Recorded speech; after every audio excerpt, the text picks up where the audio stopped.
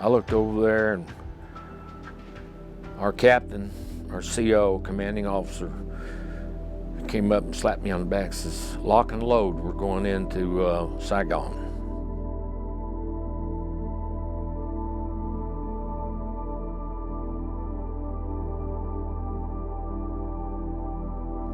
The thing was that the announcement by President Kennedy said that if you are married or are getting married and you have children, you won't be drafted. You're exempt.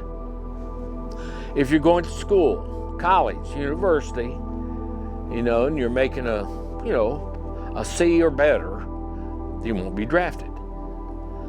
And my mother just kept sending me back, and I kept telling her, look, I'm not a college student. I'm not a statesman, that's for darn sure. And I'm just not going to be a professor. That's out.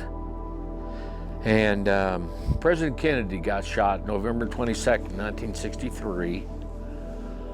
7 days later, I just decided, I'm just wasting my time going to school. I enlisted on that day. It was Thursday, and I still remember my recruiting sergeant's name. It's Sergeant Stone, and Sergeant Stone took me out to the house where I live and told my father that your son has enlisted in the Army. I can remember just like it was yesterday. Gary, why did you do that?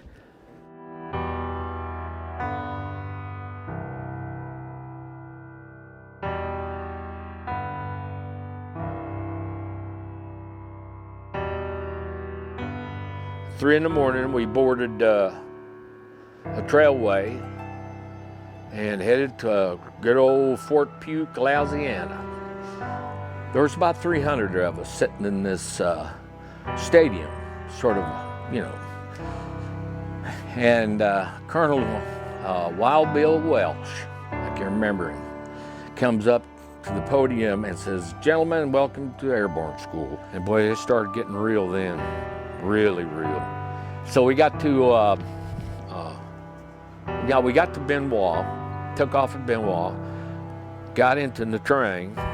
Our bunks were hammocks, so we headed for the hammocks to get some sleep, because at nighttime you could hear explosions and people screaming. And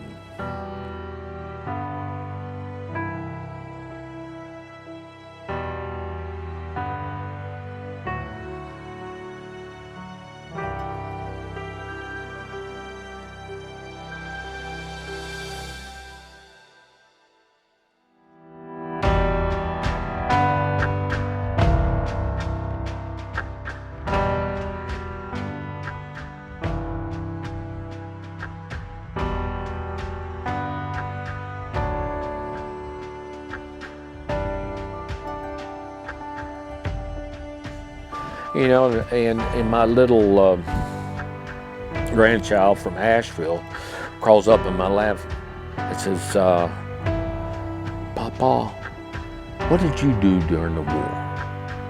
I said, "Well, sweetheart, I just did my duty, and that's all."